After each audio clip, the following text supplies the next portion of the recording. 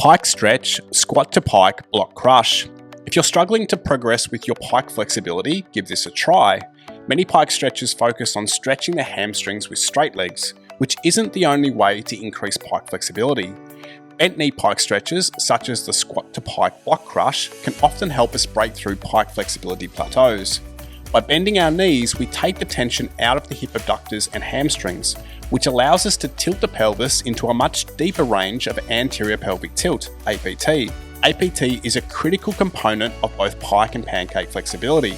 Here's how the squat to pike block crush helps us increase APT.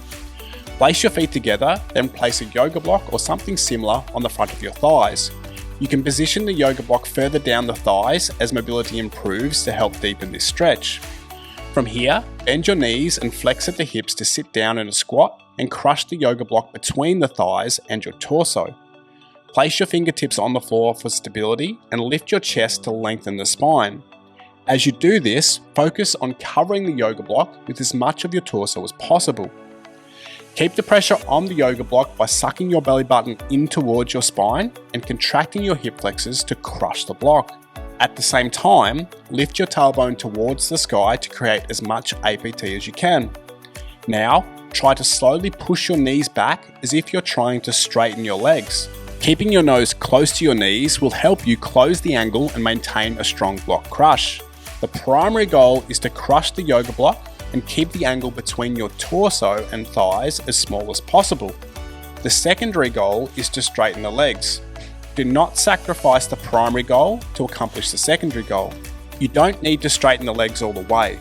You only need to find a deep stretch in the upper part of your hamstrings, crush the yoga block, and tilt the pelvis into as much APT as possible. You might need to bend your elbows so you can move into a deeper pike position here. If your pike flexibility is good, you might be able to straighten the legs, but don't lose the crushing connection with the yoga block to achieve this. Once you find the deep stretch, pause and hold the position for the prescribed time, anywhere from 10 to 30 seconds. Then bend your knees to relax the hamstrings and adductors and return to the squatting position. While in the squat, lengthen your spine and place as much of your torso on the yoga block before starting the next rep. Perform the specified number of repetitions with the required hold times. Give it a try and see how you go. If you've got questions, please leave them in the comments. If you found this video helpful, please hit the like button and subscribe to the channel.